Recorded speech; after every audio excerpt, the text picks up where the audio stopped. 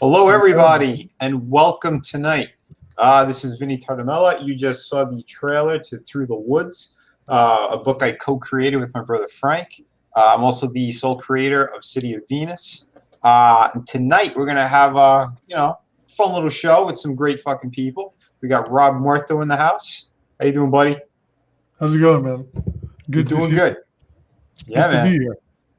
Dude, it's a pleasure having you. We have author Stephen Walton. You guys know him from over at the Phantom Menace. Just my brother, my mirror. Yes. I'll use the words that you said. If you like my rants, he's also very good at them. Yeah, when I first met you, Vinny, that's exactly what I said. I said that there's my counterpart in comics. That's who it is. Spirits. Yeah, brother. Awesome, man. Yeah, we're gonna be talking about his awesome book.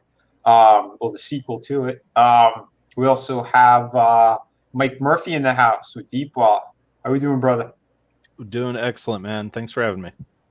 Dude, always a pleasure. You know that. We got Red Gaze. Hey, buddy. Hey. Just got gaze up in here. Yeah, just got real gaze. With the Z. And we got Carla. How we doing? There's my sister. Mwah. Much love to everybody, even the LGBT community. Everybody gets love. Everyone gets love. Everyone gets love. You know that. We have Planet Tobor in the house. I feel attacked. Hey, brother. Matt was actually supposed to be on tonight. He might pop on a little bit later. If we'll see. I might have to rotate a little bit if we do get more people who want to come in. But yeah, we got El Gargoyle. Hail. Awesome guy. We got Johnny. What's up, buddy? Hey, everybody. Like I said, man, considering that there is a few big streams going on, I'm happy for anyone who wants to drop by, say hello, or is just watching in general. Because I know I usually get a pretty fair amount on the rewatches as well. So we're gonna still have some fun, talk about some cool stuff, some nice projects. We haven't had Rob on in a while, and I have his first book, Tales from the Classroom, Part 1. Absolutely fucking loved it. I got to see, I got to read the whole book kind of early on as well, which I was very grateful for. And it's just a book I really enjoyed. So I cannot wait for the sequel. And talking to Rob, man, it's been a minute. Tell us what you've been up to, how things are going. I've been up to getting some rest from all of this promotional business and all of the crowdfunding grind, and recharging my batteries and getting ready to launch the sequel. Well, not the sequel, but the continuation of Tales from the Classroom. I'm really glad that you enjoyed it. I think you're going to enjoy this second book a whole lot more. Sweet. Because we're pulling out all the stops for this one. It's gonna be great. I am happy to hear that. And your official start for this is going to be on Halloween, you said? Yes, I want it to be either on Halloween. I think it's apropos given the theme of the book, or just before. Beautiful, man. Well, I've been thinking about is it the best thing to do it in Halloween? Because I think people are, first of all, in Halloween everyone's busy, and second, everyone's kind of played out on the whole spooky thing. You know what I mean? By that time. Well, I have an argument for you. I think a lot of people are going to be skipping Halloween this year from a certain thing that's going around the world. So I think they're going to be inside. People will be in front of the computer. I have a feeling. Call it a hunch. I think it's a good thing because it happens. I think from time to time, people go, Halloween's coming up, and maybe all this stuff is kind of overplayed out. But I don't think so because everyone still gets into it. No, dude, I'm a part of that Nightmare Before Christmas crowd, dude. Halloween don't stop until after Christmas. There you go. We're out there. That's what I'm talking about too, man. I mean, I had a kid's book that was monster themed as well. I didn't care. I released that campaign when I did. I just had another soft I'm not gonna say soft release. Everyone knows I'm hard. But I still had like about 50 of them left over. I put it up, and those went pretty quickly. So that book is completely sold out now. Yeah, the only way I'm going to be reprinting that is if some big publisher of like children's books, if they want to pick that up for me. But as it is right now, that was done. So whoever got them, thank you. I'm so happy you guys all enjoyed those. But yeah, we're focusing now strictly on the comic books. I love all this stuff. You guys know I got a pirate book in the works. I'm going to be launching the sign up around Halloween as well. So I'll probably do another stream on there, and I'm definitely going to put you on, Rob. Launch day. Get your ass over here. We'll just talk about all this cool stuff, and absolutely really get as much out as we can. But you do have a trailer, so I'm going to click this and. No, Vin. That's actually like a placeholder trailer for my first campaign, so it's not really worth going over that. But what I would like to do is to share my screen and show some of the stuff that we've got cooking for the second book. Cool, sure, man. Namely, one of the things that we're doing with this second book is we're sort of embracing the anthology element of Tales from the Classroom, and in homage to Tales from the Crypt, which was an anthology book. Cool. As we know. What we're going to do is we're going to have the continuation of the first story, and then we're going to have a number of supplemental stories. About characters that are introduced in the main one. Yeah, I like that you had a backup story in the first one that Alejandro did. Yeah, that's right. Yeah, yeah. I had that one. I had two very short supplemental stories. So that one by Alejandro, that's going to be continued. Sweet.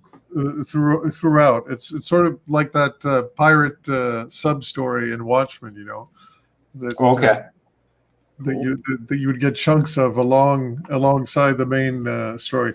That's how we're going to do that. The other ones are going to be self-contained stories, and they're going to be done with other artists that I appreciate and that I think are a good fit for the IP for Tales from the Classroom. In this case, we're going to be having Marco McCagney do a story that's actually written by Von Klaus of Monster MD. So it's like basically the Monster MD team.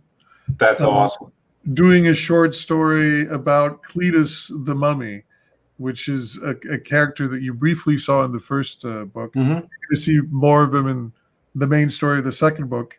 And you're really going to see a lot of him in this short story that's basically his origin story. That's cool, man. Yeah, no, I think that's a fun thing and an important thing, man. Want to showcase certain characters, give them a little bit of backstory, and it really gets people invested into that world. So yeah, man, no, I'm looking forward to it. Like I said, I love the first one. Seeing Marco on this book too, it's the level just went up as well. So and it's no shots towards your other artists, because I thought that book, it just looked gorgeous, really fucking. I love my other artist as well. If only you started delivering more pages as often as Marco does. But I love him. Anyway, may I share the screen? Are we sharing? We're good. Okay. Wait, yeah, I got you. Can you see this? Yeah. So one of the things that we did with the second book is that I changed colorists, not out of my own volition, but he just sort of had to call it quits. He was busy with something else. Okay. And I managed to nab probably one of my favorite colorists in indie comics at the moment. Her name is Tanya Wicker. She worked on Monster MD, and she really helps enhance the line work, Sebastian's line work. Yeah, man. To a new level. Yeah, these pages look gorgeous. Thank you, man. Yeah, dude, I really like that. Yeah, the lighting, the mood. Yeah, there's more of a gritty. There's more of a gritty look this time around. It's still I would say it's still like it's not a jarring departure from the first one. There's she still respected what Matthias Laborde, who was the first book's colorist, did, but she's given it her own spin, and I think it's great. It's a little darker, a little grittier, but that's that's in keeping with the actual story, which is a little edgier this time around, you know? Dude, no, I think it works. It complements it, I think, even more so than the previous one. Yeah. Seriously, I'm looking at it, just how and why she made some of the choices she did. And, you know, it's pretty clear to see that. Yeah, the mood is captured really well in that, you know? Yeah, I love this splash page, by the way. And that's the character that that I was mentioning briefly before. Mm-hmm. This is the one that's going to get his own little short story, and he's that's repeated. This is an amazing pinup that Marco actually did. Yeah, and it's sort of like a promotional pinup for that short story. It's called "The Tale of Cleotep," by the way. Spoilers. And yeah, Marco's line work is fantastic, and Tanya is used to collaborating with him, so it just looks extra special with her. Oh yeah, man! Dude, these are black and white pages of the Tale of Cleotep. Yeah, could you zoom in a little bit? Yeah, sure. Dude, yeah, man, these are really great. Mm-hmm. So this is the same character. I mean, but this is Marco's rendition of Cletus. It's slightly different, but totally respectful of the soul of the character. But it's his own thing. Yeah, no, it works. Yeah, you could easily recognize him. It's not a far departure on any level. But like I said, I do like the feel all around of the world that you created anyway. So having artists that, you know, they have like a slight cartoony style to them, but it complements in what you're doing, what you've been doing with this book. Like I said, having read the first one, you could just see that the level it's going to keep going higher and higher on this book. So yeah, everyone, sign up now if you haven't. Are you going to make the first one available as well on this campaign? I will, yeah. For the people who missed out on the first campaign. Beautiful, man.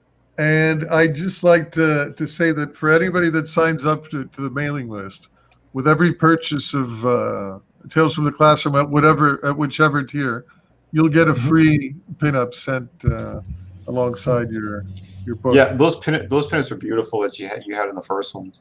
But yeah, even Michael Beekes, everyone in his family who read it loved it, dude. That's what you want to hear. You definitely want to hear that with your books, you know. It's the one thing I truly think more than anything that I loved is hearing back from fans. Whenever they took photos, they would post it on Twitter, or they leave comments on the actual campaign page, or even just writing emails. I've heard some of the kindest, nicest fucking things ever said about the projects and the books, you know, and for putting in this much hard work, because a lot of people still don't understand what it takes to make this stuff happen. You know, you can't just bang these out overnight and be like, oh yeah, we have a grade A book. No, this takes time, lots of hard work, and getting everyone, your creative team, on the same page to, you know, but yet still giving them that freedom to create their own art. You know, it all adds to the project. You know, absolutely. And this is like a little. I'm thinking of turning this into a trading card. An exclusive trading card. It's done by an artist that just broke into the scene, the CG scene, in spectacular fashion with a very, very cool project named Thomas Moria. I don't know if you've heard of it. Yeah, man. But this is actually, I want to have him on as well. You told me though that his English wasn't as confident about it. But listen, Vin, I'm happy to run translation for you. I'll man, as well, and translate. Yeah, we definitely have an open invite for him. So anytime he wants to come on, man, just hit me up. Two of you just go, hey, Vinny, we want to do this stream, and I'll pull it together. That's awesome, man. The last thing I want to show, because I'm hogging too much time, too much of the time. Nah, dude, it's all good. There's another short story done by this guy named Matt Krotz, who's an amazing creator and a very underappreciated one. I don't think he gets his project has gotten enough attention. And he's already, he's fulfilling his second book at the moment, and he's working on his third book. It's called Kyrie. It's a fantastic series. I recommend it to anyone and everyone. And we're doing a little short story. He's doing the art. I actually wrote this one. It's called The Quest for the Cosmic Dreidel. And it's a story based on Joshua the Golem, who you also saw a glimpse of in the first book. Yeah. You'll get to see a whole lot more in the second one. Cool. Very excited about this one as well. Dude, hell yeah. Dude, I love it. You got all the classic stuff you need in there. And it is a very fun book. Absolutely. Just, stellar. Thank you, man. It has my seal of approval. It means a lot, man. Dude, anytime, man. So any of my mods out there, please grab the links, put them, drop them in there. I'm not sure. I don't remember what I put in for the in the description, but usually my mods are great at just grabbing these things and dropping them in. So please do that. Share it, get it out. Go on Twitter and retweet these as well. Because again, that is like one of the number one places that we have that we can really circulate and get more eyes on these projects. But man, it's a beautiful thing. So check it out. Man, I want to go to Steven because he's just one of the fucking coolest people. He's got a voice like no other for the fans as well. I mean, the stuff you've been doing, the stuff you've been saying, the book you have here. This is the sequel to the Phantom Menace Volume 1. This is Volume 2. I want to hear your thoughts, how and why you started this. Give people who haven't really been, in my stream, who they don't know who you are yet, or they haven't seen you the first couple of times you've been on. Give them a little taste. All right. So, okay. So what I do is a little bit different than what these wonderful artists here do. These comic books are just phenomenal. I love being involved in this community. And this community actually gave me the inspiration to do what I'm doing. To be perfectly honest, the way that I got led into this community was through EVS. I used to watch them on the High Council just after The Last Jedi. When Disney Star Wars told me that I was a racist, sexist piece of crap because I didn't like their cinematic middle finger at my fandom and the things I had loved for decades. And I wondered what the problem was there. And they, the same thing was happening in Star Trek CBS, All Access with Star Trek Discovery. And it felt like a middle finger. Why were you taking this platform and deforming the Klingons? Some of my favorite characters in all of science fiction. Because that's how you view Trump supporters? What the hell is that doing in Star Trek? Didn't understand these things. To be honest with you, I had checked out of politics a long time ago because I just got tired of it. But then I began to pay attention, do a little bit of research, and see why we got to where we were. And it turns out that somewhere around between 2012 and 2014, there was a coordinated effort to place people in positions of journalism and companies within gaming. Which became comics and became entertainment, arts and television, and movies, and just push this certain narrative and drive out people who didn't think like they thought, and not only that, but also cancel people, reduce their financial ability to take care of themselves or their family just because they didn't capitulate to their same narrative. This began back in Gamergate, back in 2014, when there was a list of over 150 journalists all networking to push the same narrative against the customer who had a problem with a game developer giving blowjobs to a game magazine because they thought it might, impact the ethic and the journalistic integrity of the journalists if they're getting, sexual favors. The journalists came together together and said, no, the problem is sexist white gamers, 30-year-old racist, sexist white men living in their mother's basement who didn't want women in their gaming communities at all. I don't know about you, but I grew up as a geek. When a girl comes into your comic book shop or comes into your gaming circle, everybody flocks. Let's be fucking real. There is no way that's even the truth. Is there always an asshole in a community? Absolutely. There's always a jerk off or an asshole in every community that's going to be racist or sexist or whatever, or just a jerk in general. That's a thing, but it is in no way a national problem. And it was used as an excuse, as a cudgel to beat people over the heads, the customers of gaming journalism, that they were sexist and racist. It got so far that Law & Order did a TV show where a girl gamer got killed by a guy gamer because of Gamergate misogyny.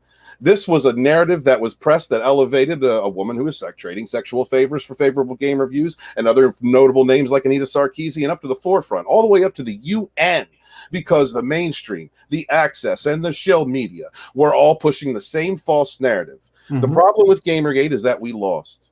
We lost Gamergate. The media discovered that they had the ability to weave a false narrative so overwhelming in complete contrast to actual truths that they could control culture and narrative. And that's what they did with comics. And that's how they worked in. That's why Comicsgate exists. Comicsgate is a pushback to the toxicity within the industry that has driven out people simply because of the way they think.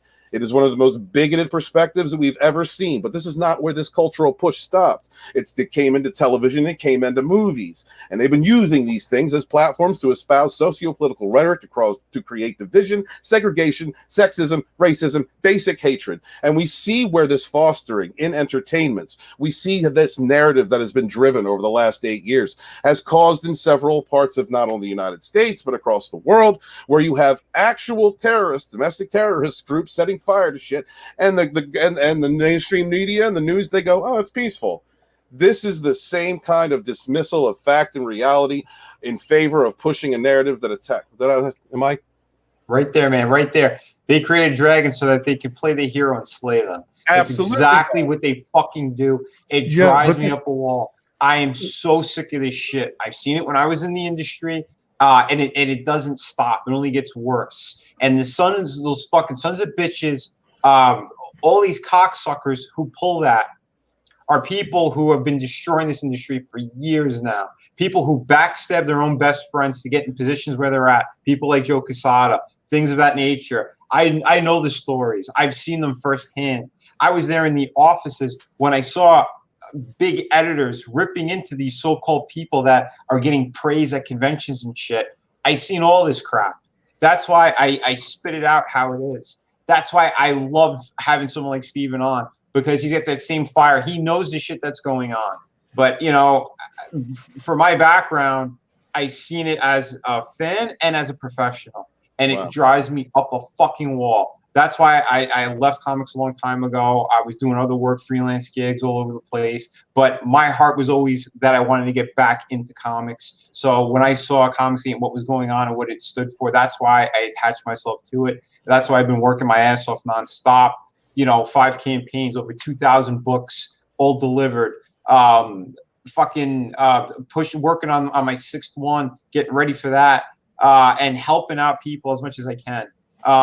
That's a great point, Vinny, because honest to God, the culture that I have tried to foster as I've built the collection of YouTube channels that I work with, and the kind of culture that I want to present and I want to perpetuate and I want to keep going is one of inclusion. That doesn't, you don't have to say it, you don't have to say diversity, you don't have to say include, because it just is. Everyone is helping one another, an entire indie sphere of people that have come together that are trying to help succeed. That culture was passed down to me when I began watching the High Council. That's why my outros, I say I was born in the chats of the High Council, along with 3 voices that were very important to me at the time: Jeff Hicks, World Class Bullshitters, Jeremy Griggs of Geeks and Gamers, and Ethan Van Sciver of Comic Artist Pro Secrets. I watched EVS tell his story. It was almost like yours, where he was in that industry and he saw what was going on, and then he struck out on his own. And that was an inspiration to me. I watched all of the other creators through him. I met a lot of you guys, where I watch a lot of you. And I've just seen this culture of rising together, working together. It is complete contrast to an SJW narrative, far left narrative, complete contrast to it. Oh, absolutely, man. And that's the thing, because see, I'll attach and I'll have other cool people that are very like-minded. I see that they're hardworking and all that. The ones who are phonies, the ones who are fucking fake, I can't stand. I won't have them near my channel. I won't even associate with them. It's just you stay on your side of the field, I'll stay on mine. We don't have to be friends. We don't have to be enemies either. Doesn't matter. What we're doing is building something great. But the second anyone tries to fling shit my way or tries to downplay what I've done or discredit what I've done, that's when the animal comes out of me. You know, because I don't lay down for anybody. I've had these people and these fucking companies stepping on my throat, you know, from the beginning. Fuck all of them. I chop them off at the ankle, and then I push them down a hill. That's what I do with those kinds of sons of bitches. We do not kneel, brother. We do That's not right, kneel. man. Wait a minute, Vinny, are you telling me you would not have laid down for Lucy Lawless? Wait, what does Lucy Lawless have to do with any of this? She's not a comic book creator. No, I was talking about laying down, man. Oh, so Well, long story short, I don't want to take up too much time. This culture that was imparted to me by a lot of different wonderful people. Then my research of how this developed, how this rhetoric and ideology from the time of 2008, when there were people speaking at the Microsoft Research Center about bringing their allies together from Silicon Valley and Hollywood to push a narrative, because there was no book on how to take over your own party. And these are statements that are made by the founders of Vox and Polygon in 2008. This has been a consistent narrative that has run for the last 10 plus years. I document it in the Fandom Menace Volume 1. Lay it all right out there for you. Here's the quotes, here's the things, here's the events. This is what was said. And I ended off at The Last Jedi. I am your Fandom Menace historian. I love the Fandom Menace, but in 4 of 5 of these books, there will be a chapter on Comicsgate, because I believe that is also a consumer movement. That is also something that should be celebrated and is a part of the string of events that have led me to where I am in the Fandom Menace. And this book in itself, The Rise of the Rebellion, the first book was the preface for the series. It explained the events leading up to 2018. This book is about 2018. These books are contemporary history, but they will go over things like Brian Young chasing young chicks, Bobby Roberts getting caught.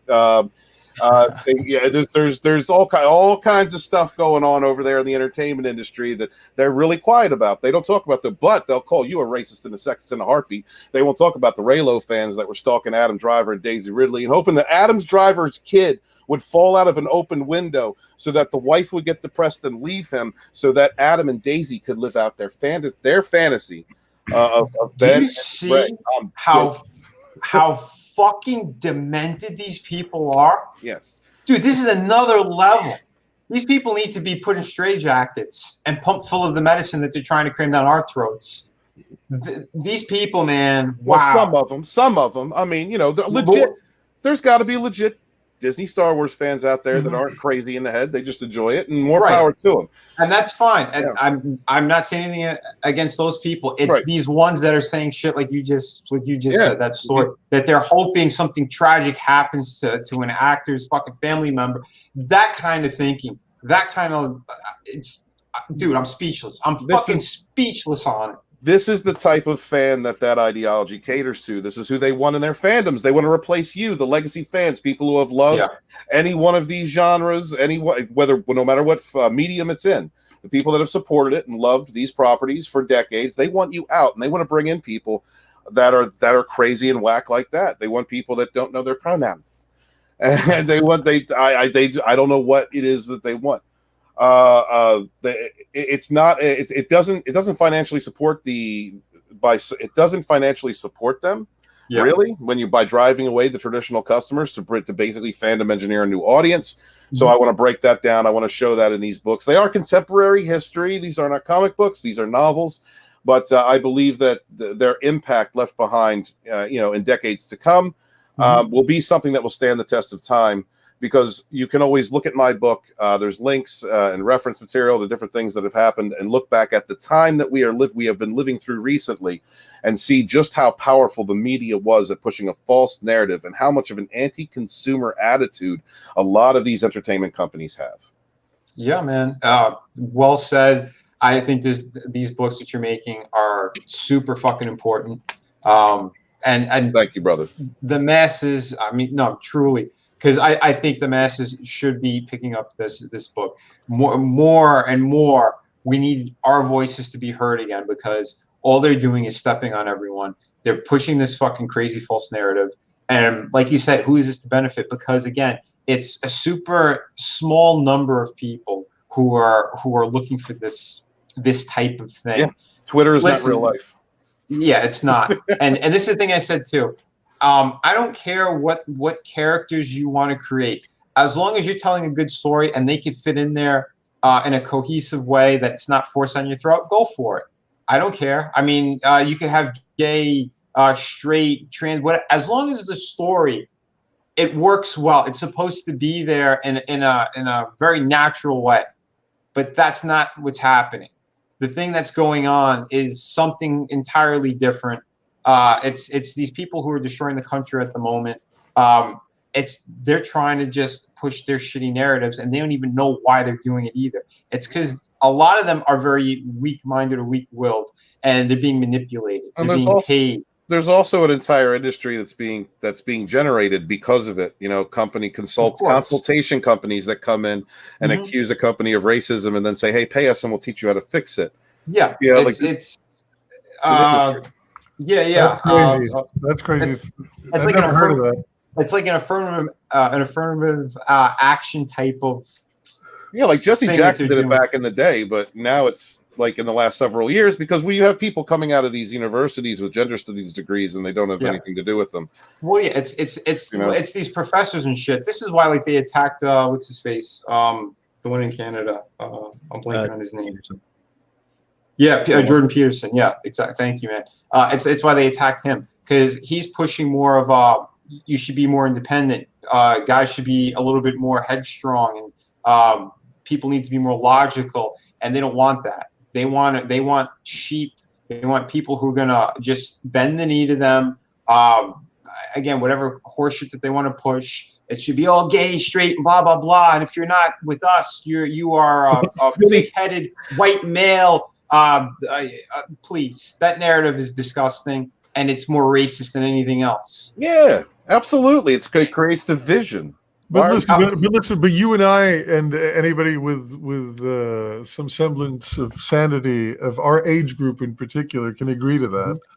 But there's an entire generation's worth of sheep, basically, that are lapping this up unquestioningly.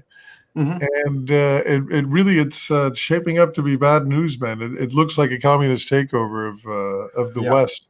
I won't even say just the U.S., because the U.S., whatever happens in the U.S. happens everywhere else, basically. Yeah. Well, this is what I've said in the past as well. It's because our culture is mostly around entertainment. So by poisoning the entertainment, they're going to poison everyone. So they pepper this in. They've been peppering it in throughout the years, right? It's been on television and movies here and there. Right. But it wasn't Even enough. Academia, for sure. Like, academia is more than completely corrupted, and now they're moving through all the institutions to the point where it's crazy. But like, corporations are imbibing this stuff when it's really it's anti-capitalist rhetoric. And you would think that corporations would have some self-interest and some interest in self-preservation, but they don't. They're more than happy to like peddle this woke stuff. Of course. Well, it's like Wookie's Supremacy said. It's Jordan Peterson. He pushes self-responsibility. That's all. And that's the thing. Yeah, take responsibility for your life. If you fail, it's because of you. It's not because of somebody else. If you did something good, take responsibility on what you're doing. Put passion and heart into what you're doing. Because if you don't, what do you have to give? What do you have to offer? That's what you should ask yourself every day you fucking get up. Am I helping the world? Or am I benefiting it? Or am I being a fucking useless piece of shit? No, Vinny, I want a trophy just for being here. Thank you. Give me a trophy. I woke up. You're special. Everyone's special.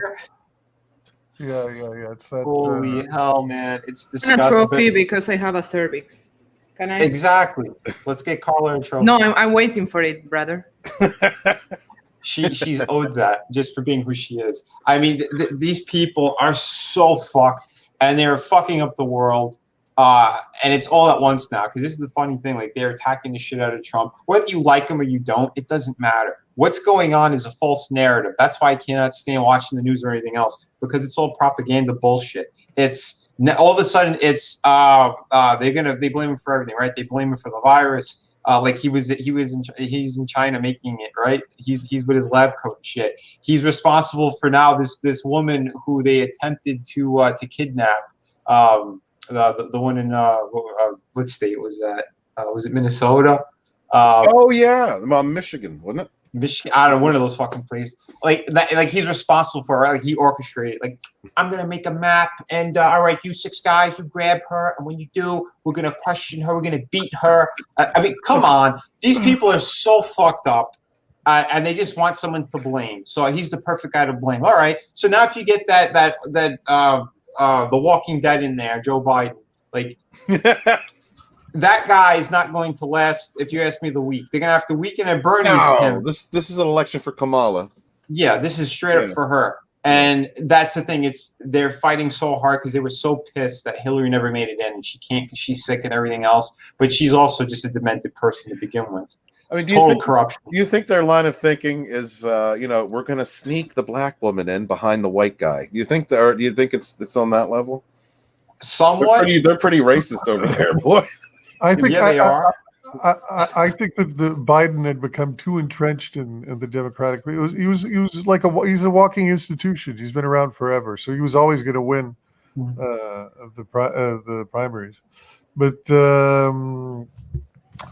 Kamala, like once she became the vice, then the more radical element of the Democratic Party, which is most of the Democratic Party these days, now they're like all about pushing for her to she's the president in their eyes, for sure. Of course. Because even if he does make it, they'll probably take him out just so they could have her sitting there.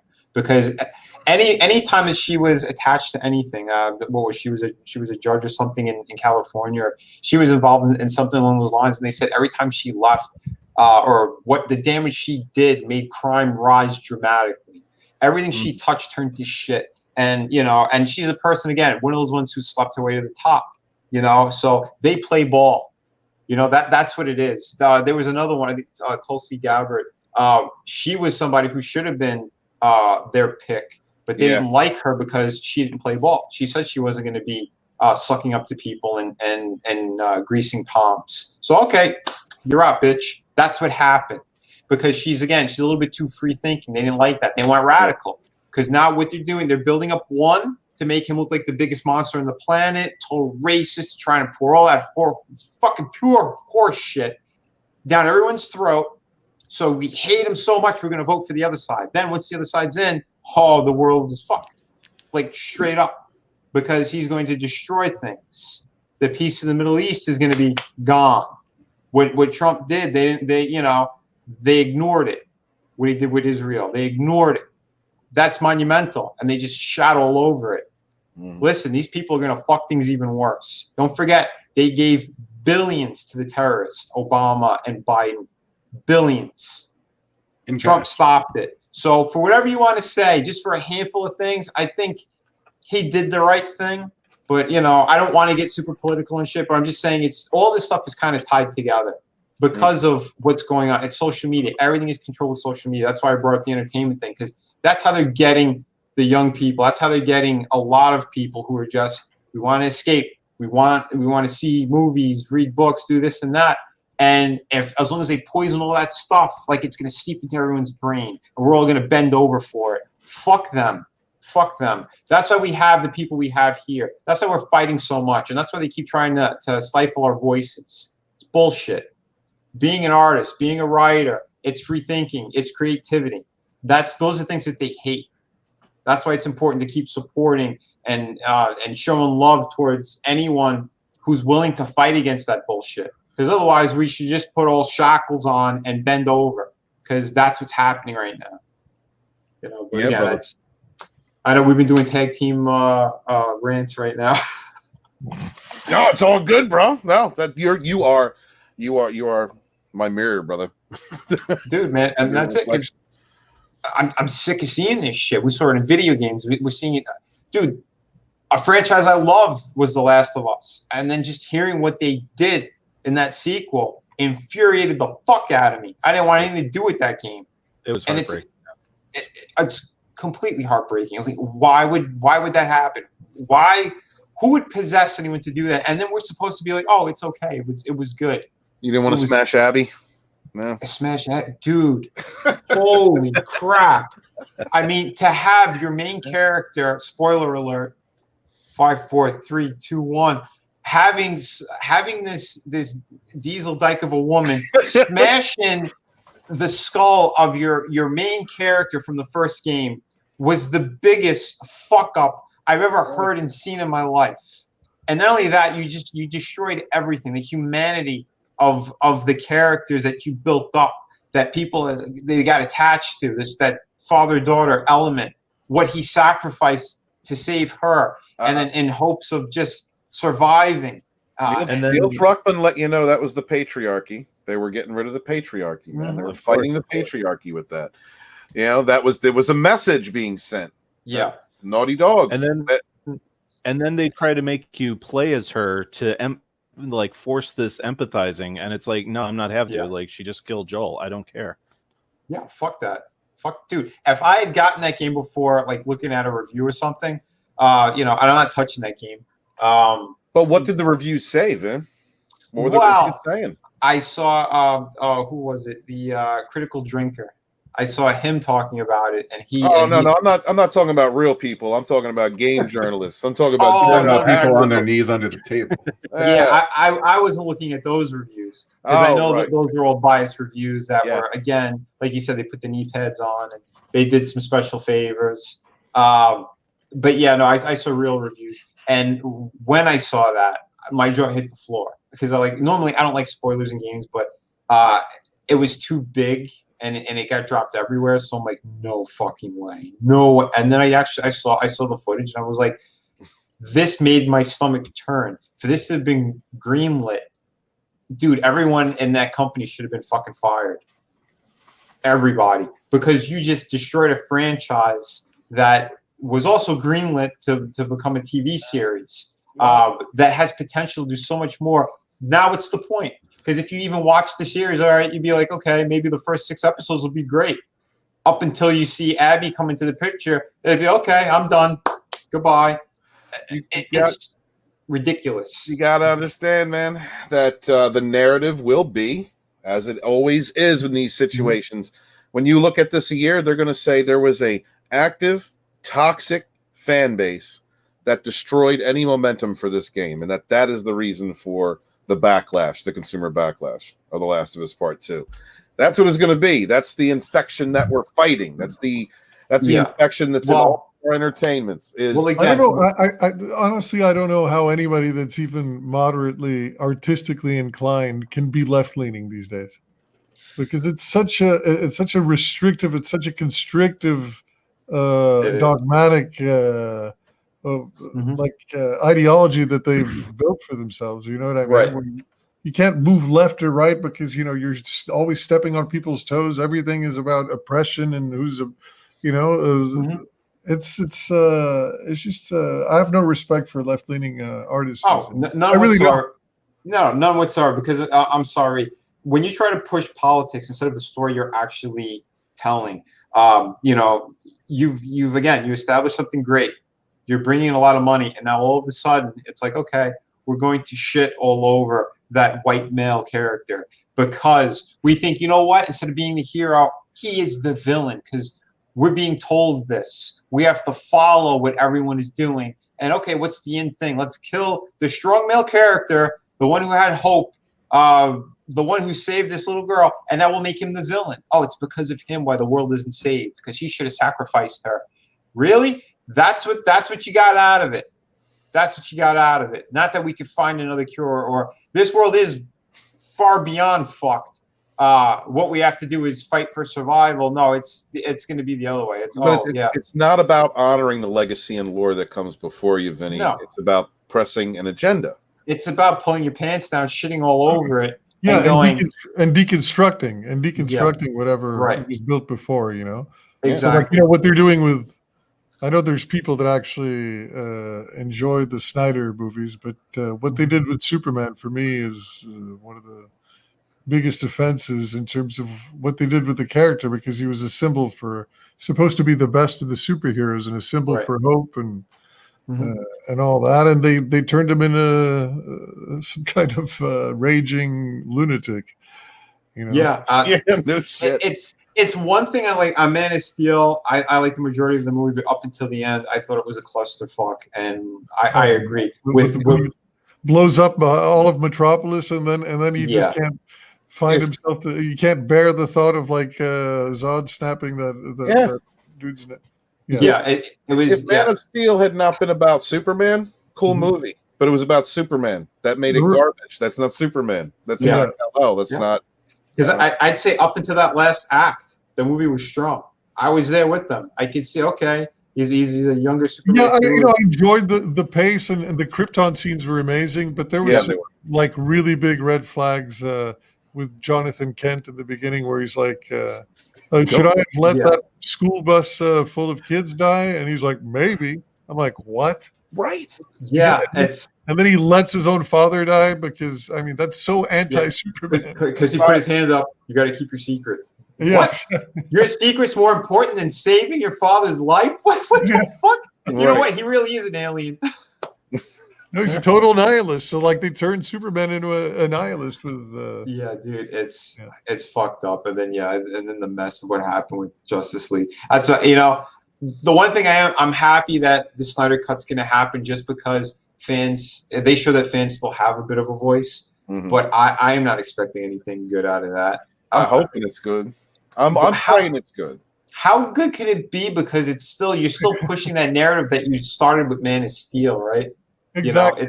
I'm totally with you. I think it's like there's like a 0.1% chance of it being good, but I'm glad that it exists, because I think these kinds of director's cut, they should be out there more often. You know what I mean? Yeah. Well, I'm sure it's gonna be better than what the theatrical release was, and the whole mess of bringing in Joss Whedon and all that nonsense. Like, let him finish his vision, fine, because we know there's not going to be a sequel. There's not going to be anything out of that. Unless they eventually put it on Blu-ray and it does fucking gangbusters, but I highly doubt that. Watchmen, I think, was his masterpiece, because it was a dark story, dark material. I like Watchmen. That is a difficult thing to handle, and I think he handled it really well. So my hat goes off to him on that. 300, fucking epic, awesome. Dude, I think I watched that movie twice in the same day when it came out in theaters, just because of how fucking cool it was. Because it's a man's movie. Exactly. That's what you want. Innovative. It's so innovative in terms of like the whole green screen thing, and how it like modeled itself. So it was so faithful to the comic. What was that, Red? It was pushing an ableist agenda. What's wrong with you guys? The 300 could stand against the whole fucking all those Persians and. No, you're not supposed to focus on that. You're supposed to focus on the one deformed handicapped guy who got shot down. That's it. Right. But you're looking at the big picture. That's the problem. He was given a title. You want a full story. We're looking at that handicapped guy. That's it. Red, that handicapped guy, he got a title and he got fancy clothes. I think he made it. Titties. He got lots of titties. He did. And for a handicapped guy. But the point is, Leonidas is a motherfucking ableist. Wow. Dude. The Dawn of the Dead remake was super underrated. I really enjoyed that. Oh, the one that he did. That's a Snyder movie as well. Yeah. That was fun for what it was, yeah. Well, that's the movie that came up with the fast zombie. Mm-hmm. Yeah. I'm still against fast zombies, but no, I mean, so am I out of principle. But then 28 Days Later did the same thing, and it's become sort of like then they're all no. You don't see those. You don't see those things until like level 12 Nazi zombies on Call of Duty. That's it. Yeah. We're talking about level 1 zombies. All right, that's all I want to deal. Those are the zombies I want to deal with. Yeah, man. The ones think about what you're going to do before it gets to you. Right. The ones who just turned, you want to see them slow and not knowing what the hell's going on. They just want to eat. And it's the Resident Evil ones. Those are the zombies I'm A-okay with. Some of them Resident Evil zombies are pretty deformed and nasty though. Well, you're talking about the tyrants. You're talking about those fuckers who were injected with the extra crazy shit. I'm talking about like the OG. Okay. zombies in those fucking PlayStation games, man. 1. Well, they did the remakes. Those remakes are fantastic. If you haven't checked them out, go grab them, man. The remake of the second and third game, fantastic. I really want to get it. I'm friends with the voice actress on the third one when we did Jill's voice. Wow. I want to try to get her on here. There's a few people I still need to reach out to. It's fucking difficult to reach out to everybody, but we'll see if we can get on here. But yeah, no, it's there's reasons why that kind of stuff is selling again, right? There's reasons why they're doing that. It's because they're not pushing any of the agenda that's going on right now. I know there was rumors of it for like that third game, but having played it, I don't see what everyone's bullshit was, because you could still get the character in her original clothes and all that stuff. So to me, I didn't see any woke bullshit. I wish the game was a little bit longer, is the only thing that I have my issue with. But like the second game, fantastic, masterpiece. What they did with that graphic wise, you have all the elements you need in there. The characters who died in the original still die in this one. Doesn't matter what their colors are or whatever it is. Tell a good fucking story. People are going to jump on board. Even if it's something like that, there was a remake. That was a much needed remake. But in general, I like originality. I like stuff that's going to harken back to the old days, but being new and fresh. That's a good thing. Make sure your stories are there. That's the key, man. Stories, character, doesn't matter who they are. As long as you're telling a cohesive story, people are going to know. They're going to know it. They're going to enjoy it. If you're pushing certain elements and all of a sudden you just get this character out of nowhere who wants to wear a dress, and I mean, it's obvious. It's stupid. Who pops out of a closet? Who gives a fuck? Dude, it makes no sense. Do a webcomic if you're going to do something like that. If you need to get a voice, that you need to stretch your wings like that. Comics fell to shit. What we have is a premium format. So we need to make this stuff, good. We need to make it good, important, something that's going to be able to sit on shelves for years to come. You can go back to and be like, oh my God, this is fucking great. You're not thinking about a time of what they did to destroy everything. You're going to look at it and be like, oh my God, I'm so happy I got this. I can't wait to read it again. And, when's the next issue coming out? That's what we want, man. Dig it. But yeah. El Gargoyle says that it wasn't woke, it was just half-assed. I don't think it was half-assed. I do think it was just a little too short. There's a couple elements in the original game that were fucking cut out. But it was a fast-paced game to begin with, from what I remember of the third game. Yeah, I played the shit out of all those things. So. If anything, the third remake got pushback from the woke brigade because of like how violent some of the death animations were for Jill.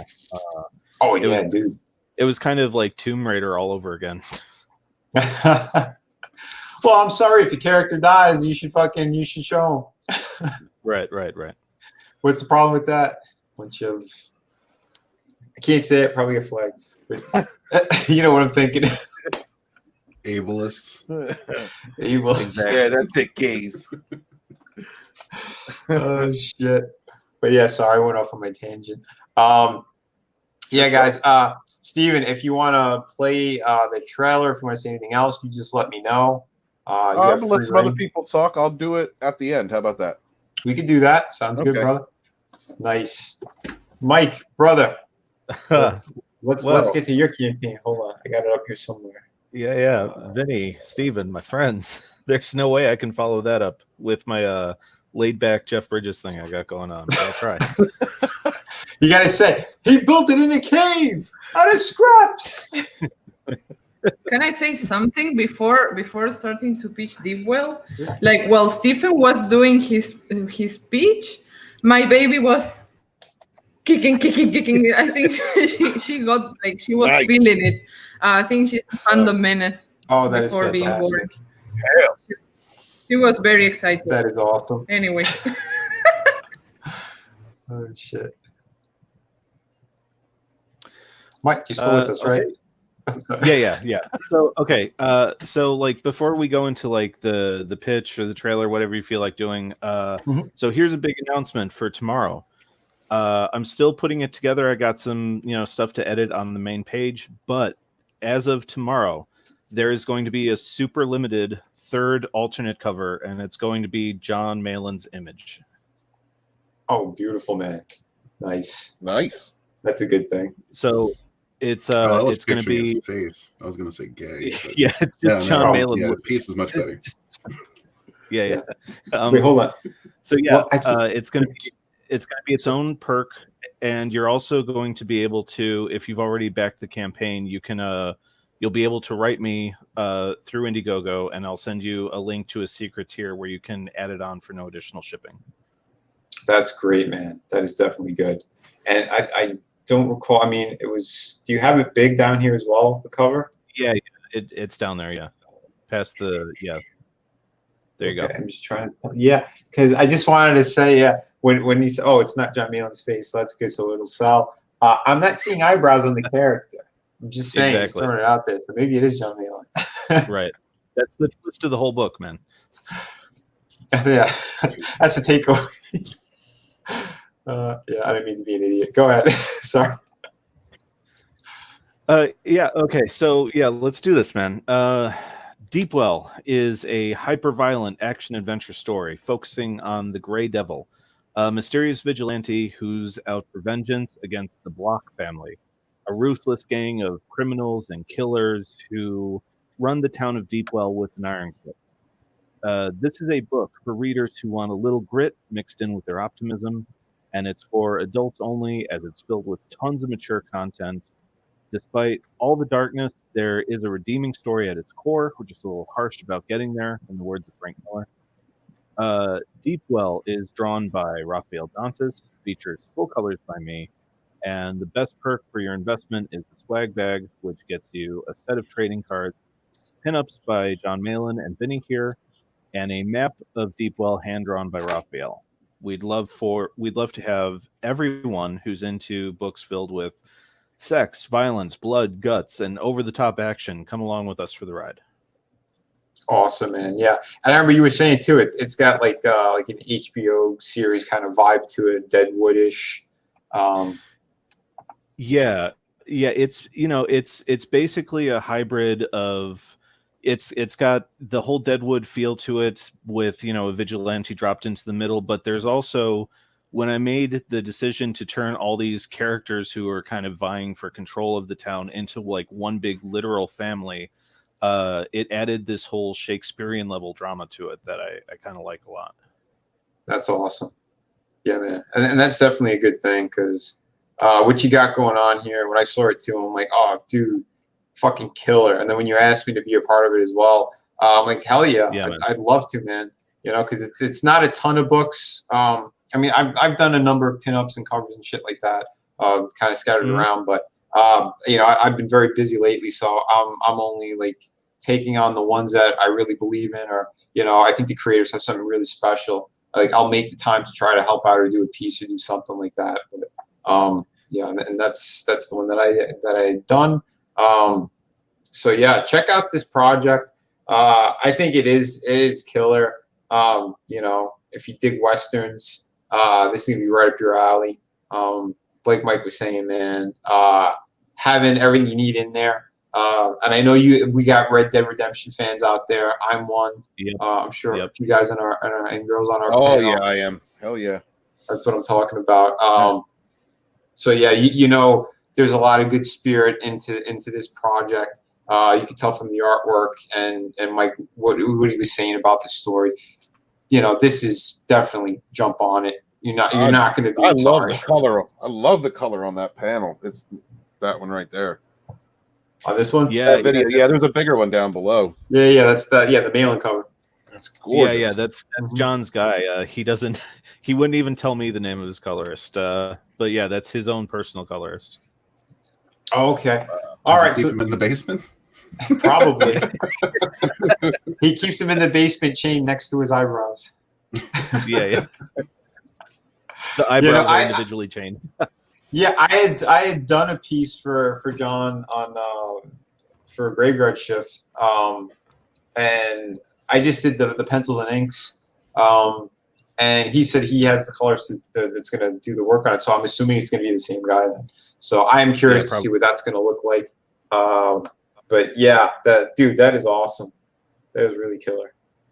Yeah, thanks, man. Dude, and thanks so anytime. much for contributing to the campaign, man. Like, you knocked it out of the park. You know, when I was designing Myra, who's the kind of the eldest sibling of the family, but she's also the femme fatale of the book. Like, you were the first dude I thought of, man. Sweet, man, dude. I appreciate that too. Like I said, man, I dig everything that you've been doing, and what you stand for. That's why I said I'm always happy you always have an invite on my show anytime, because that's what I like. I like real people who, they're great creators. They're not afraid to just speak their minds as well, and that's how we roll over here. You know, appreciate it, dude. It's a good thing. It's a beautiful thing. I want to thank everyone too who've been jumping in on the chat and enjoying what's going on here. I know we keep going in rants and tangents and all that shit, but we're being real and kind of where we're coming from with our creativity. This book is gorgeous, man. Dude, it seriously. You guys need to pick that up. Yeah, man. It looks great, man. Yeah, you got some good tiers here.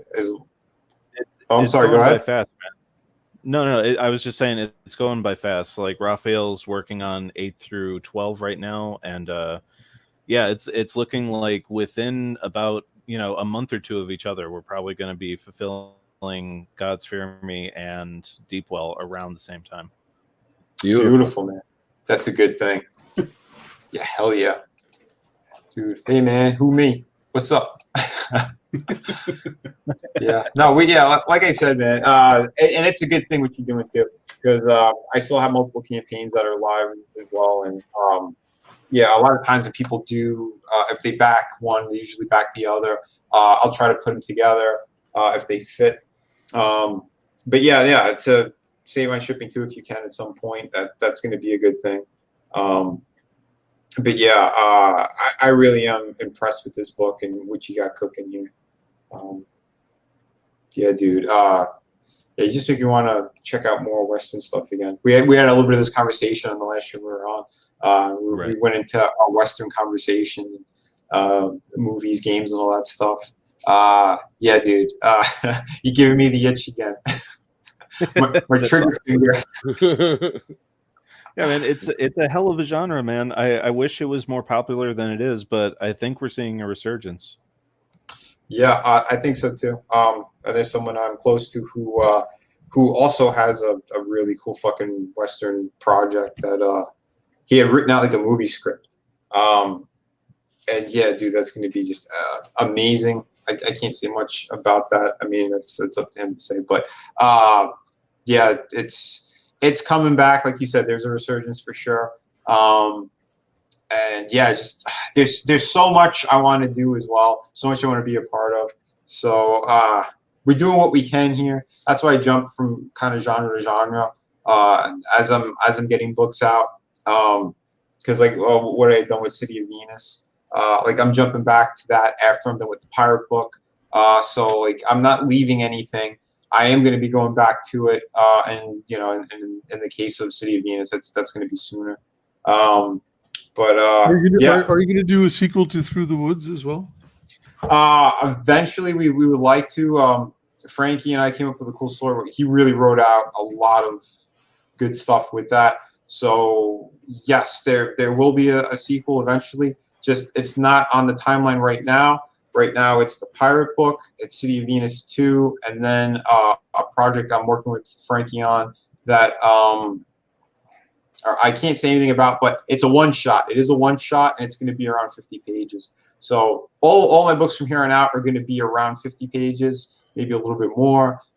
It depends on the campaign as well. I might do stretch goals to tack on extra pages of story and stuff like that. But yeah, so City of Venus is probably my shortest campaign, but again, that's still a 32-page book from front cover to back cover. So there's plenty in there that you guys can sink your teeth into. But yeah, I just wanted to say that, let people know. But I like stretching the creative muscles. and that's why if you look at everything that I've released, it's all different stuff. But I want to show the versatility, and I need things to be different just to get my brain in that place. So when I was working at City of Venus, I was also working on the 3rd issue of Through the Woods, the original. So I need that. I need that for myself, because if I'm just locked too much, I get like that tunnel vision. So I need to start creating and spreading out a bit. Right. It's the process that how I've done it, how I've been doing it. So I'm usually developing something else while I'm working on what I'm doing on currently. But in this situation, I need to focus more on getting the part one done, because we're very close. I want to get the sign up going, and you guys are just going to be in for a great fucking ride on that. That's for sure. But yeah, all you guys inspire me. Seeing all this work, this creativity you guys are doing, just living it, man. It's really inspiring to me. Thank you for everything that you do. Thank you. That's what I'm talking about. It's important. What Red's been doing. Oh my God, dude. Yeah, let's talk a little bit about Sunsworn as well, dude.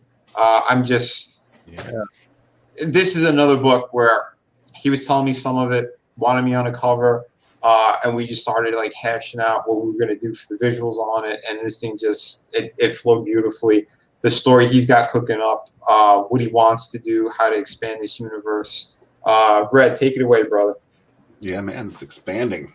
No, this is the first part of what's hopefully going to become an epic saga. I got 6 books outlined. It's definitely going to be 3. That's for certain. But yeah, man, I had this universe for years and years, and just wanted to do something with it. Thank you, Kathleen Kennedy and Ryan Johnson, for the inspiration. You guys suck. But yeah, yeah, I wanted to go ahead and just take this universe and turn it into something awesome, and that's what I intend to do. We're going to be working. Actually, Carla, as we speak, is working on something for the Sunsworn comic. That's going to be coming up next. I'm in the basement.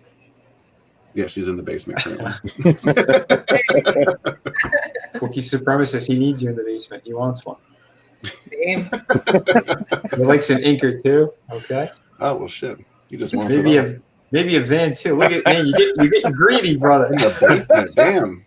I think he needs more of a bat cave at this point. Right? But yeah, this is it's going to be epic space fantasy. Something you're familiar with, but something also very, very different. I think it's. I like to describe it as kind of. There's an element of Star Wars meets Green Lantern, so it's not entirely inspired by one thing, but it's just a dream that's coming true, and that's thanks to you guys. Thank you. Excellent.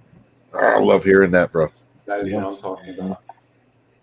A whole universe full of excitement and adventure awaits. Yeah, for what you're telling me too. I mean, you're working on the comic book right now. It's going to have other backstories of characters and all that kind of stuff, and I think that is really important because you're expanding it. You're letting people know more about different parts of your story in different views. So that's going to be a great fucking thing too. So I can't wait for this. Look at this. We got a beautiful Carla piece here. She did the cover to the art compendium. Yeah, Carla's all up in that visual companion. Oh yeah. Long hours in the basement. That's right. Basement, dungeon. What's the difference? She sneaks out sometimes, though. She's a challenge to keep in there. I have like this big heavy ball attached to my foot. I have to drag it. Like, give me food, please. Yeah. Yeah, when Carla. She said the baby was kicking earlier, that wasn't actually the baby. That was me. I had to go downstairs and give her a couple of feet. Some inspiration. We call that inspiration. We call it the baby. Carla has she's got one ball strapped to her. I have 2, and they're hanging heavy. Well, damn. This is how we get things done. Now I'm only 3. Why I have 1 though? Sometimes I think I'd be better off with 1, but Benny's also all up on this campaign, as you can see. We got Narwhal in here, Lakeem Amir, Right. Rust, Johnny Cage, all kinds of awesome people. Yeah. Yeah, I had done a couple of original pieces. Those sold out. We have one more available. This one actually I had done colors on. I don't normally do that for traditional pieces. But this one I was kind of experimenting on, and it's something I started with the colors first. Then I did the inks on top of it, just to do something different. But I also did I tweaked this digitally for the art compendium. So you're going to see a cooler version, I think, or with the extra bells and whistles anyway. Yeah, man, that looks great. That came out great. Thanks, man. And like I said, it's to help out this campaign. This is something I believe in a lot. Red's a great friend, but he's also just someone who's helped the community so fucking much. And it's for me. I think people like him. They deserve that extra good push or that extra oomfa. What do you want to call it? That's something special. Chutzpah. Chutzpah, moxie. Because I mean, like I said, he's just one of the coolest fucking people. He's done so many trailers for everybody, and this campaign alone, the story, what he's creating, why he created it, it's something I stand behind 200%. Much like everyone else on this panel, why I love you guys and girls so much, it's because of that. And that's why I want to keep showcasing people like I am. More awesome creators that I come across that are on the same page with all of us. Yeah, come on over. Because this community is fucking great. And like Steven's been doing, he wants to bring both worlds together because I'm sorry, most of us who are creating, we are huge fans of Star Wars, of all these kinds of different things, right. Fantasy world in general. So yeah, why should anyone be separated? We shouldn't. I think we should all be under the same umbrella, if you ask me. I think the Fandom Menace is a great consumer base for people who are hungry for great escapist entertainments, and I think you guys provide that. So I want to bridge that gap and bring some customers in. I want to see it grow because honestly, if any of us grow, then all of us grow. Phrasing. Oh. Yo, you're the one that's growing a little bit right now. We're always growing here. But yeah, no, I know we're always silly too, but and that's a good thing. So we have good laughs. We're taking care of good stuff. It's what we have to do. Saving entertainment, man. Our entertainment is in the pot, and we got to do something about it. It is, because here's the thing: the younger people who do pick up our books and start reading them, we're inspiring them. We're inspiring other creators, people our ages, or even some even older, who want to get into this, or all their lives they wanted to and they have it, but now they're thinking about it. They want to create. They want to pick up a pencil, start writing, drawing, whatever. I've come across a lot of individuals, people who gave up on that kind of stuff a long time ago, but this movement is helping them get back into it. That's what I'm happy about. That's what I want to see more of, because we're gonna get that free thinking. It's gonna stay. It's gonna be strong again. We're gonna have fun. It's no more of this shit where we're washing out and erasing history, or we're attacking things that we once laughed at, had a good time with. We talked about Blazing Saddles and Mel Brooks movies on the other stream. It's 100% correct on what we were hitting on. It's this shit where now they're trying to cancel these type of things, or it would never exist.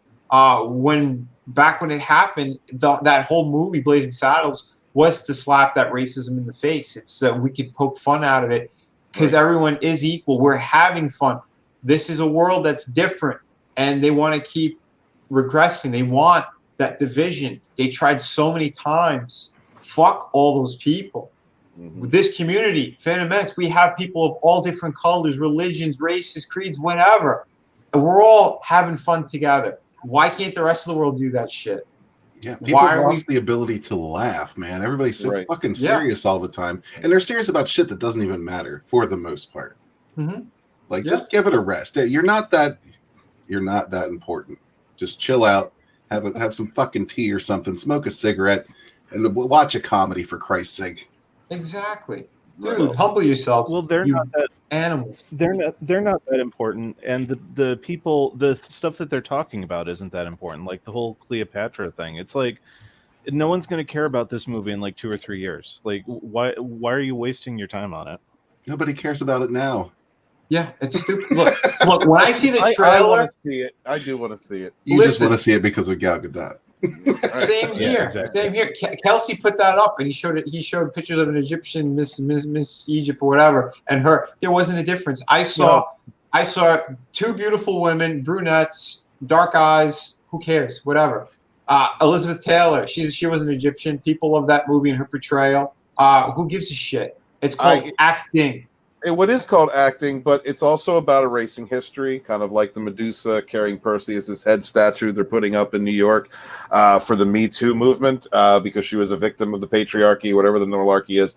It's changing myth, changing mythos. Yeah. The thing that a lot of these people don't get, just preach for a second, the woke narrative doesn't care about facts, they care about feelings. And their feelings is my ancestors was kings.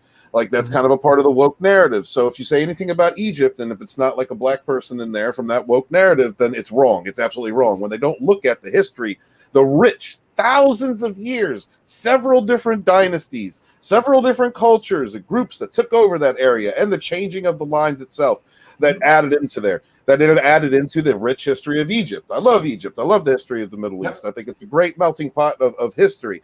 And Of course. Cleopatra was a Macedonian, and she was the child of incest. That chick was white, or at least olive Ouch. skin. Ouch. And don't forget, don't forget all those. Egyptians enslave the Jews. Huh? Well, at one point, Egyptians enslave the Jews. well, that's at one point. Yeah, so like if they're trying to own the Egyptian thing. Yeah. Don't Well, worry. no, it's okay to be anti-Semitic. See, that's the thing, though. You're Oh, allowed okay, to be so anti. that's The woke narrative that's good. states it's okay to hate the Jews. So Yeah. she's also Jewish, so that's like appropriating history and all. When she's probably darker skinned than the actual Cleopatra, and probably has darker hair. Well, maybe not. Just Greeks have dark hair, but Possible. you know what I mean. You're right. It's completely ridiculous. All right, it's completely ridiculous. Liz Taylor playing that part could have legit been a representation of Cleopatra. Gal Gadot doing it could have been a legit representation. Yeah. If you want to complain about something like that, if you want to complain about any of the Nubian pharaohs, then by all means do a film concerning one of those times, because they exist. Just like there were Persians in there, there were people of all different colors, different colors. That's it. Tell a good story. I want to see with that movie. I want to see a good story. I want to see some titties. And I'm content. I'm content. It's both, bro. That's what I'm talking about. Yeah, Come on, people. I don't think the latter is going to happen, or the former, actually. But like I said, and if not, you know what? Maybe someone will create a fucking cool Egyptian story, and we'll put it in there so they could all suck it. Yeah, man, because we have that freedom. Because again. That's why do you think we get attacked so hard? Why do you think? It's because we're not bending over. We're not bending the knee. We're not doing any of that bullshit. We're creating whatever we want. And anyone who tries to come after us good people, we're vocal about it. We defend ourselves. Right. And that's what we're doing. No That's bending all at we're all, doing. except bending down to slap them in the face. That's right. You know it, man. We do not kneel. It's not going to happen. And especially... Go ahead, brother. I'll put on my rings to get some nice ones with skulls, points, sharp edges, and everything, and then I'd be bitch slapping them all because that's what we got to do. Right. With our dicks. Or with our dicks. Oh, those are cock rings, Vinny? Well, apparently Steven likes the cock ring, so I mean, anything that helps. I'm getting up there, Just be careful, man. You don't want to hurt yourself. Oh shit! Yeah, we're crazy. We are fucking crazy, but we're crazy good, and the voices that we're spitting out here and what we're saying is very important. We just do it in a more fun, friendly way for our fans and everybody. And we just don't like shitheads. Don't tell us what we could do. Don't try to threaten us. Don't try to fucking dox, because that's evil shit. That's cancel culture. That's illegal. Those are federal crimes. Some of the shit that they've been doing. It's vile. It's disgusting. Those are the enemies. Those are the pieces of shit. Not the people who are creating and building a tight community of other like-minded individuals who just want to enjoy escapism, have fun again, like we did when we were growing up, watching fucking movies in the 60s, 70s, 80s, without any of this bullshit in it. Thundercats, ho!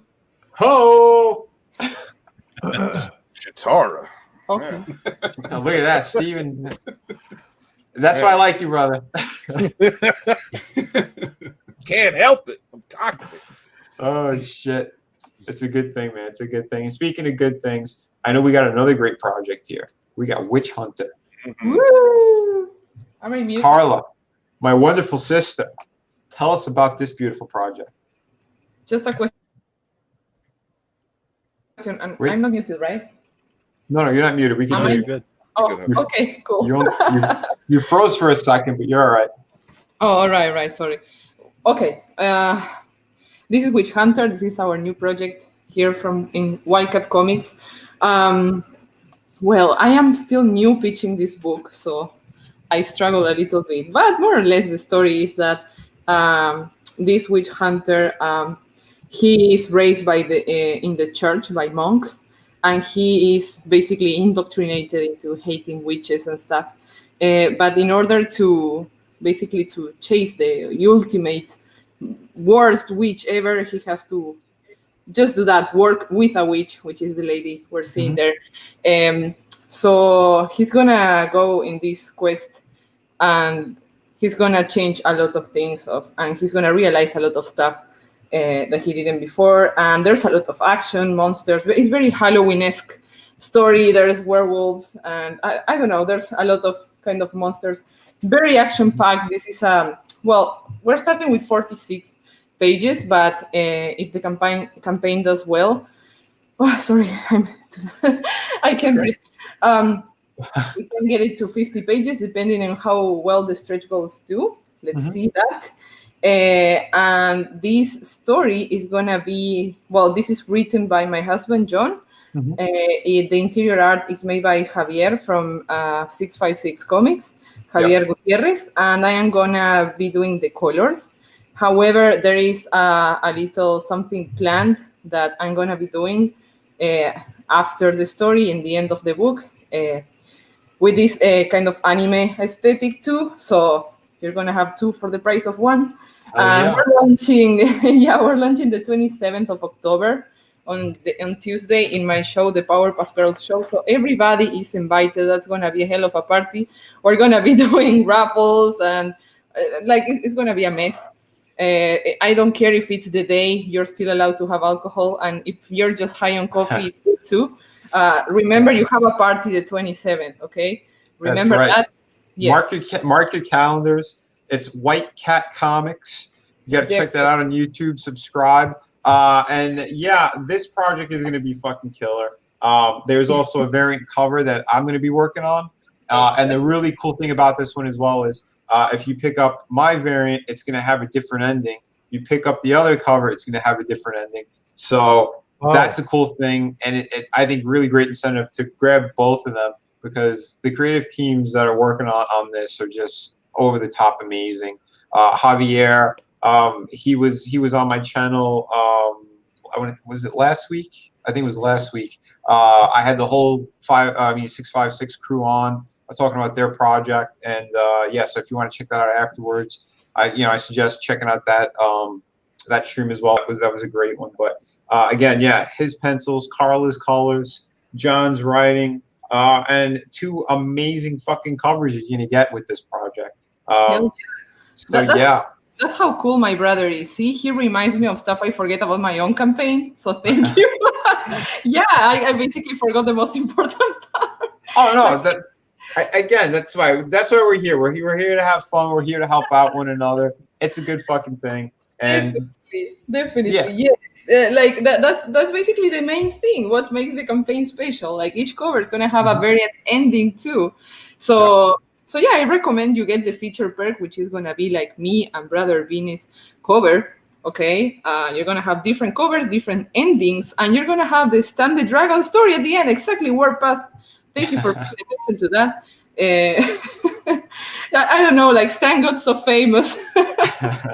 So yeah, definitely. Please, guys, subscribe to the mailing list. If you subscribe, you are gonna get a free trading card with your order at no cost whatsoever. You just have to subscribe. So thank you very much in advance, and love you all, guys. Beautiful. Yeah, no, it's again, great stuff. You know, John and Carla, they bring quality. The Grim Reaper, fantastic series. So anyone who has those, you know, I'm pretty sure they're backing this one as well. And if you haven't, like I said, check these out. Check out the new book. Keep your eyes out. John has always got extra fucking cool stories, all different genres as well. He's always pushing Carla to do more work. Not only John. Not only John, true. I'm in 2 basements at the same time. Like, Hey, wait a minute now. Wait a minute. Nobody said names, but Red gave himself away. no, yeah, but oh damn, I forgot. See what you do, Gabe. I've been visiting these That's basements right. as well. I do that to women, Steven. Don't you forget it. Anyway. Oh my god, I forgot again. I remember it, and I forgot again. F baby brain. Anyway, It's okay. Were you going to talk about the Stan story? no, I'm just gonna give up because I forgot twice. Carla, we don't give up. Okay. We don't bend the knee. You know that. I'm gonna come back with it when I remember, but Just come back when you remember. oh my god, no, anyway, no, yeah, thank you. Oh yeah, I remember it for a third time. Our mailing list is doing awesome. We're so excited. We have like 4 times more than what we had with Green Reaper 2, so we're very hell yeah. Awesome. That's a beautiful thing. Congrats. Definitely. Thank you so much. Like everybody who got the Green Reaper, everybody came back and then some more. Because like we are just so thankful with everybody who got the book, and everybody was like posting photos and saying, hey, I received it, I like this, I like that, and so many nice comments. So thank you for all of you who make this possible, for the fans, and also let me breathe. And also for, you know who you are, my friends / creators / brothers / you know everything you do, like how much you help us, all your advice, all your everything you do for us. Like it's a community thing. It's not all, it's the fans and also the creators that are being so nice to us. So we couldn't do this without your help. So thank you, everybody. We're just very happy and more motivated than ever to keep working and keep putting content out there. Even like with the pregnancy in the middle of everything, we're still okay. I'm not gonna be doing the interiors this time because, of course, I'm gonna be taking care of my baby. But still, just keep the ball going. You know, keep working, never stop, because we're just very excited about this. Oh yeah, well said, Carla. And yeah, what she said goes, I think, for everyone here. It is the fans who motivate us. It's our other creative sides and you know, other creators in general who we just keep feeding off one another in a good way. That's what this should be about, you know. Like I said, these kind of streams are super important because I think you do need to hear from the creators. How we interact with fans, how we interact with each other is important. It's not just sitting there smiling and being stupid. We're having real conversations. We're covering important things we should be covering. And we're having a good time on top of it. So that's why I love doing this stuff, making the time, because you guys know I fucking work like crazy. It's hard to make the time, but I want to. I need to. And it's a good thing. So that's why I want to keep thanking everyone who's been jumping on board. It means a lot to all of us. And I'm just grabbing some links. So if anyone else wants to talk, I'm going to drop some more links down in here. And anyone else who's has moderator status, please keep sharing and drop the links. You know I appreciate it. My God, Gaze. What's up? When are you gonna get that book back from your editor? Any day now, actually. Any day now. I should check in the jail next to mine. Editor? No, he's sleeping. I don't keep everyone in the basement. I don't want to overcrowd you, Carla. Right. That's awesome, brother. By the way, Steven, drop your link in the private. I don't know if you did before. Sure. No, I probably didn't. Yeah, drop it in there. I don't know. Did I give you a wrench? I can't recall. Neither can I, dude. But if you have one, drop it in there. If not, let me know and I'll correct that. Cool, thank you. Yeah, man, no problem. I love coming over here. I love seeing you guys. Like I said, the big inspiration for me. I was a writer. I had 2 books out, the Elemental Saga. I'm reworking those. I sent Vinny a copy of one of them to see if it was a comic book material type story, and he said it was. So I think I'm going to be shopping around. I'm going to have to learn all this from you guys because I have no idea what I'm doing. I don't know how to look for artists. I don't know how to interview them. I don't know any of the process. So I'm going to be leaning a lot on my brothers over here in Comicsgate to help fill in information for me. And yeah, I mean, it's just you guys are such. I'm the side checks for me about getting my book and how excited they were, and it was a feeling I never had really ever in my life. It was a really wonderful feeling, and so now I understand what you guys are talking about when you talk about fulfillment. You know, I take a lot of cues from y'all. I'm not a comic book creator. I'm a novelist, but still, I feel a part of this independent community that's been built. I love the energy. I love the drive. I love the creativity, how everyone helps one another. And I want to be a part of that. I want to help perpetuate that culture because I want to see all of us expand and all of us live our dreams. So thank you to everybody in the chat. Thank you for hitting like. Thank you for sharing this out. Thank you for everybody else watching. Any other creator that may be watching, even if I don't know you, by extension, the energy, the drive that you put into the work that you do has helped to give me inspiration. Thank you for that. So I just want to say hail Comics. Beautiful, brother. Hail. Highest of hails. Yeah, man. Hail, dude, brother. like I said, man, love having you on. I just want to tell people real quick as well. I know everyone who's been on my channel, you know about my projects, but we are literally 2 backers away from 700 backers on Through the Woods hardcover edition, the book that you guys wanted, demanded, and that we turned into a hardcover book. This gorgeous, beautiful hardcover, fantastic nice. European edition, 100-page, gorgeous book. You guys are gonna want this because once they're gone for good. Because again, I can't go back right now. Not at the level I'm at. I can't go back to the printers and make more. It's going to cost me way too much. You know, I went pretty much to the penny on this, but I did it for everybody because to me it is super important, super fucking important to get high quality out there. Something that once people get it in their hands, that they're proud to let others know about. Not just, you know, the artwork, but it's the story, everything that I put together, my brother and I on this. I love this book, Vinny. I think it's just so beautiful. I love this book. You, man. Vinny went balls deep. Yes. Balls deep, man.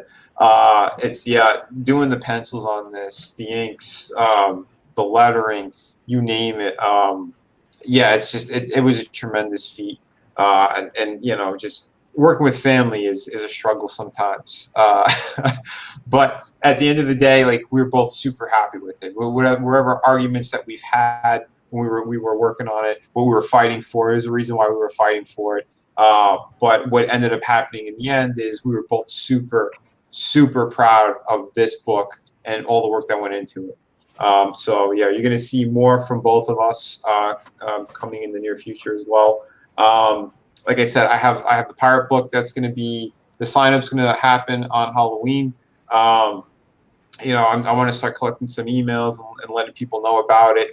And just, yeah, I can't wait to hear the feedback on this. And then, yeah, I'll launch it after I get, you know, a certain number of signups. And yeah, I'm going to be working hard on that. More than half the book is completed already. Yeah, I got to put my all into it. Some other friends have seen the extra work I've been doing on some of these pages. I mean, I can't show too much because I don't want to spoil anything on it. Right. I just, when it launches, I want people to be, you know, like with their jaws hitting the ground. That's my goal with it. Yeah, what is different, Vinny?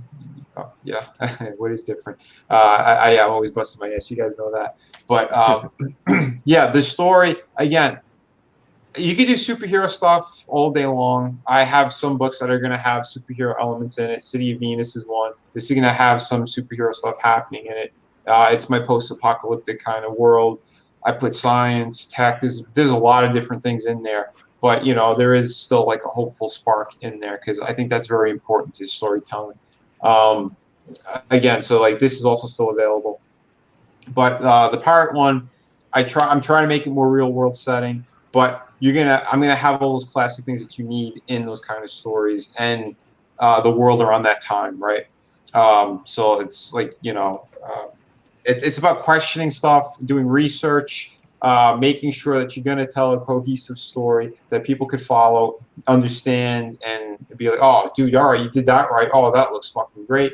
We want that journey, but it's also, you're going to see where the characters go, where I'm taking it. It is going to be a very fun ride. I promise you that.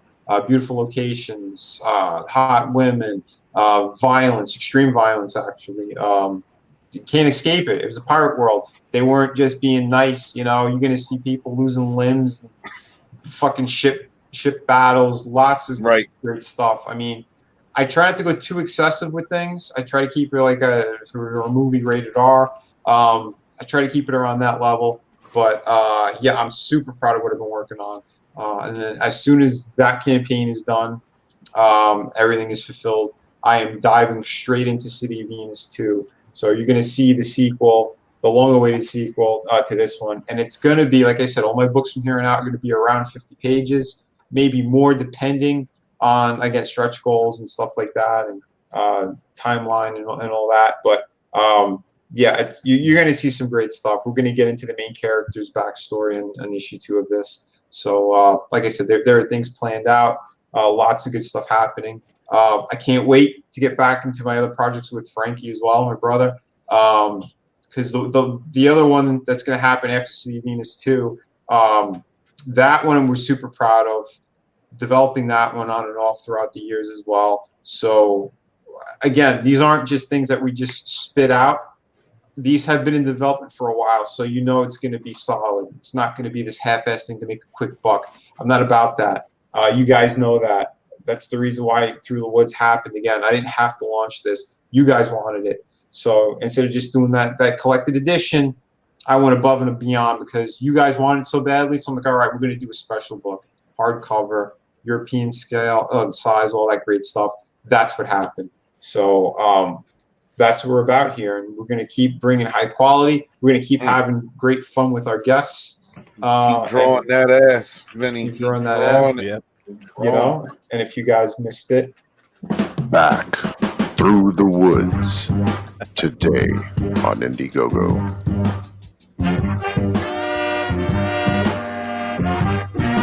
and one more time just for fun. Back through the woods today on Indiegogo. Got me looking for my wallet. Steven's looking for his wallet and his lotion and his tissues. Oh shit! But like I said, I mean, we're having a good time here, and we're having fun with everyone. We have our great chat here. We even have Michael Bancroft. He's swinging by. Hail, brother! His book, congratulations! He hit over 30K on his. So, dude, amazing, epic. Dude, Edwin the Ace. Hail, brother! Meta Raven. Yep, and he's top talent. And these books are amazing. If you haven't bought them yet, yeah, go sell plasma. Yeah, get yourself some money. Sell your blood and other fluids. I won't get into it. Do what you have to. You're gonna enjoy this. You're not gonna regret it. I've been told by multiple people this is amongst their top 3 books in all of CG. Lots of people keep telling me this is their #1 book. They're so happy that they got it. So much, amazing praises and much love right back to everyone here. So hell yeah. It's gonna get picked up by a major label. It's too good. Oh, thank you, man. Yeah, that would be great. But again, man, I have my label. That's Mellow Art World. If it gets picked up as a movie or TV series or something, that'd be great. But it's not something I'm actively looking for. I just want to get good stories out at the moment, and just have fun with everyone here, because that's what it's about. Absolutely. The explosion of creativity that is coming out of this indie sphere. Y'all are the next generation of Lucases. You guys are the next gen. These stories are going to be the modern mythologies in a decade. These are the things that people are going to see on screen. I have no doubt about that. I mean, I love what you guys are doing. Dude, man, thank you, Steven. Thank you, everyone here. We've been running for a bit, so I think we'll be ending it soon. Should we hit some trailers real quick? Maybe we'll do that. We'll start with Carla.